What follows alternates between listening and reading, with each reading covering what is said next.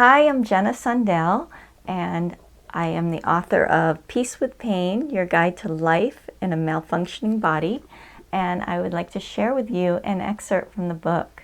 There's a chapter that one of my friends loves to recommend to her clients in her counseling practice. It is entitled Dealing with Other People, and it begins with a quote.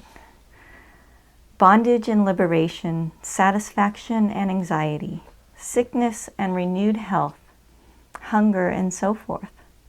These are matters of personal experience. You know yourself. Others can only guess at your condition. And that is from Shankara's Crest Jewel of Discrimination, an excellent book I highly recommend.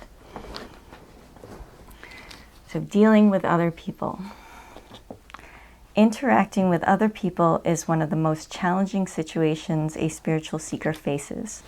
Coupled with physical pain, the challenge is even more difficult.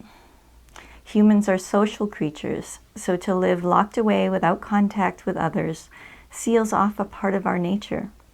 Even the monk who lives for years alone in a cave meditating eventually has to come out and test her enlightenment in the world.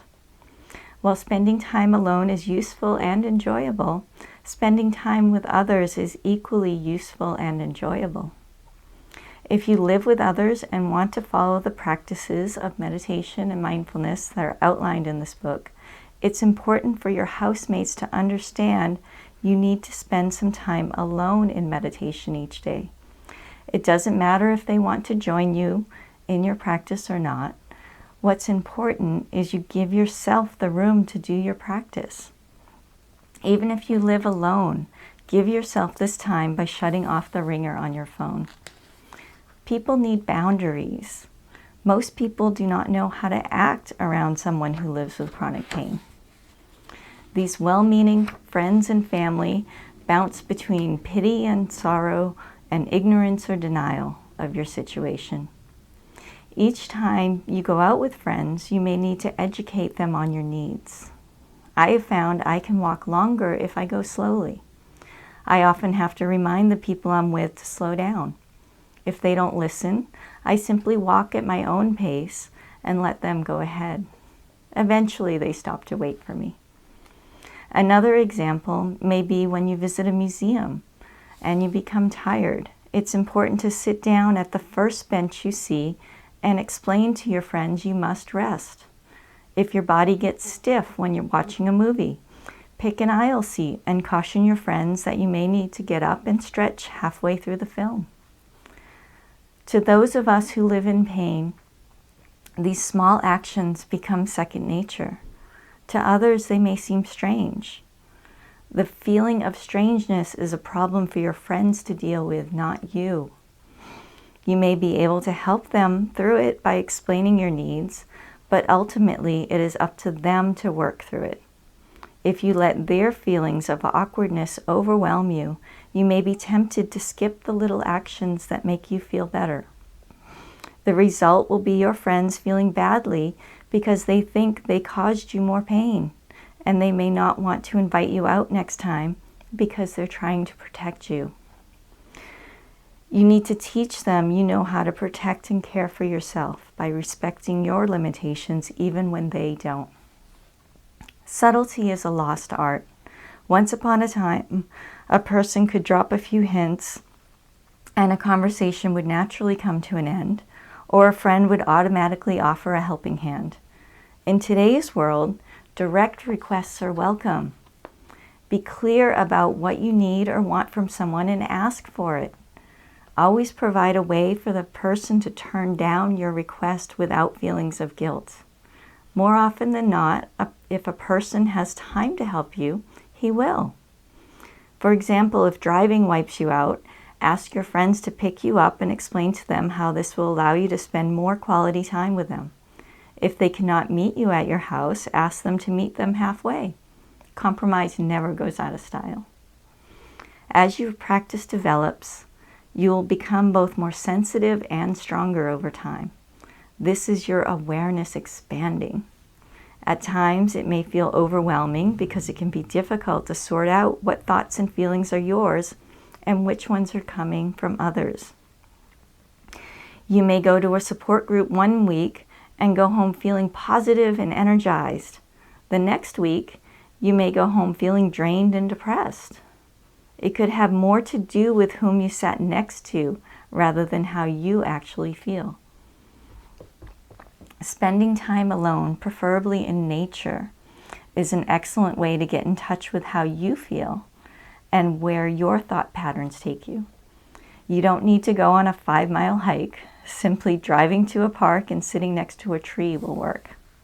The only catch is you need to go alone. Your home has the residual energy from all the people who have ever been there, so it's not as effective as going to a park. If you cannot drive, then your backyard or any outdoor place will do. Once you get to the park, simply sit and experience yourself. It may take a few minutes for all the chatter of thoughts to quiet down. You can try asking yourself, what do I feel like? A few times to help you focus on only yourself. Another technique is to bring a notebook with you and write whatever comes out. Examine closely the thoughts and feelings pouring out of you. There's nothing to judge. This is simply an exercise to see what is underneath all the clutter, and repeat this often. After doing this exercise, pay close attention to your mind when you encounter other people, and even when you arrive at home. Ask yourself, is this feeling or thought mine, or is it coming from somewhere else? You may be surprised at how many of the thoughts you think are not your own. If it's not yours, then it's easy to push out of your mind. You cannot change what is not yours, but you can easily let it go by recognizing that it doesn't belong in your mind. If you discover the thought is yours and it's not productive, then change it by focusing on the beauty all around you. You cannot fix other people, just as they cannot fix you. Most people spend a great deal of time and energy carrying around other people's baggage. Your friend may feel better for a few minutes, but before you know it, she has picked up even more baggage. Over time, she actually starts to expect you to pick up her mess because you've always done so. Once you realize it's not your problem, you can let it go and the baggage will return to where it belongs. Then you are free to work on your own issues and create your own very excellent life. This may sound cold, especially when you find yourself in need of a friend's support, but really it's not, it's intelligent. Why carry around negative thoughts that are not yours when you can do nothing to change them? All you can really do for someone else is be an example of the peace available to us all by taking good care of your own mind. When you need support from a friend, call and talk out your issues, knowing at the same time you are the one who has to deal with them. And of course, always thank the friend for letting you vent. Verbalizing your gratitude at the end will make you both feel better. Remember, gratitude will always pull you to a higher mind state. Then one day, it will be your friend's turn to call you and vent. If she forgets to thank you, you can say something like, "I'm glad I could help you vent." This type of statement also turns the energy of the conversation towards gratitude. If someone calls only to use you and never helps you in return, then perhaps the next time she calls, you could tell her you are too busy today. That type of person will move on to someone else if they can no longer abuse you. While those who solely abuse others are rare, they do exist. Allowing the abuse to continue hurts both you and the abuser by keeping you both stuck in a detrimental cycle. There are billions of people in the world.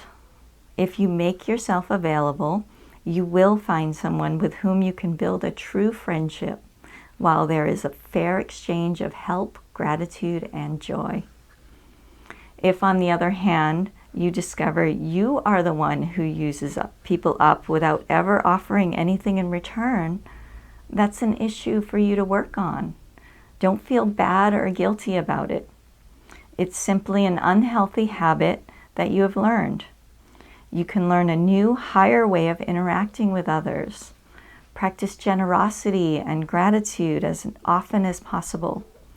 Let other people go ahead of you in line once in a while. Say thank you and dig inside your heart so you really mean it. If you feel inclined, tell those close to you of your realization and ask them to gently remind you when you try to take advantage of them again. For this change of behavior to happen, you must work very hard each and every moment. Keep your eyes open for opportunities to help others in whatever way you can, rather than receiving it for yourself.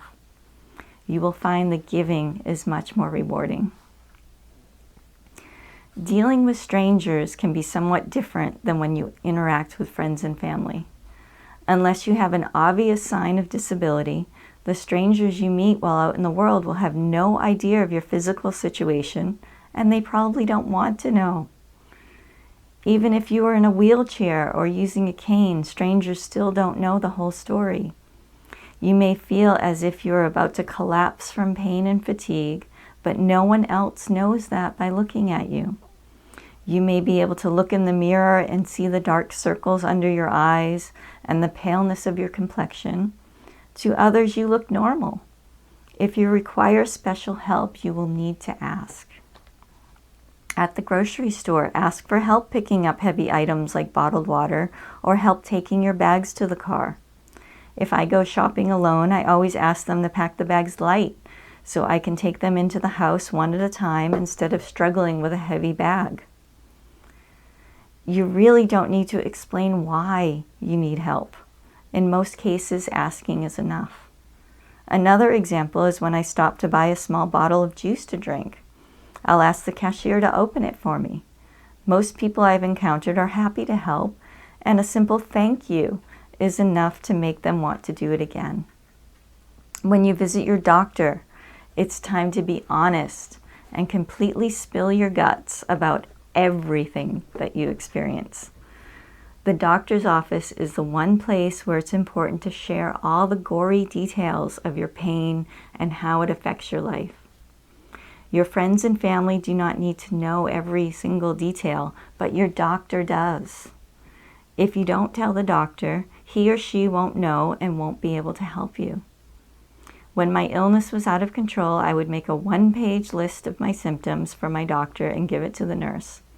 I included everything, even things which did not seem significant to me, but were definitely not normal.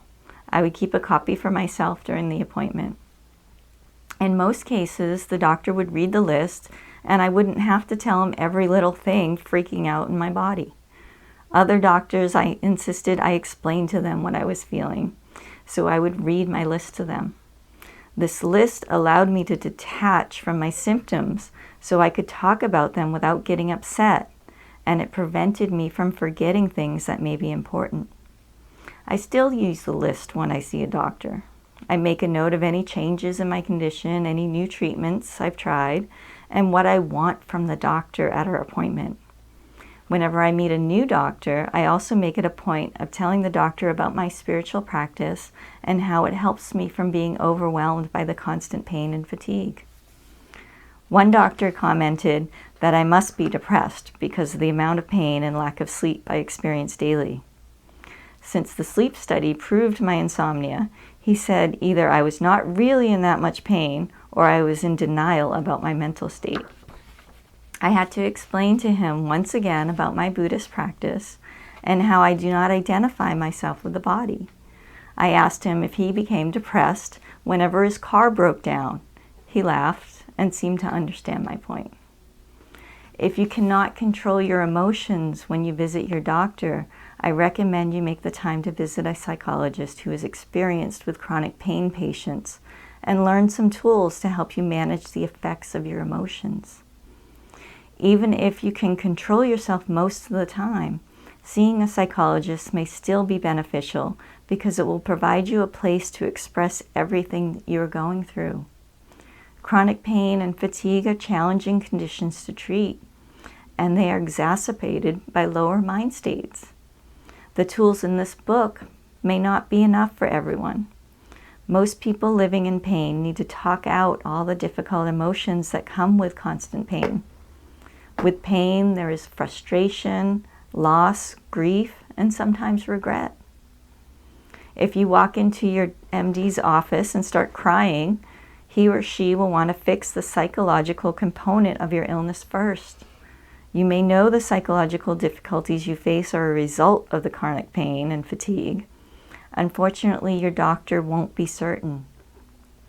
Clinical depression, in which there is an imbalance in the chemicals of the brain, can also cause pain and insomnia.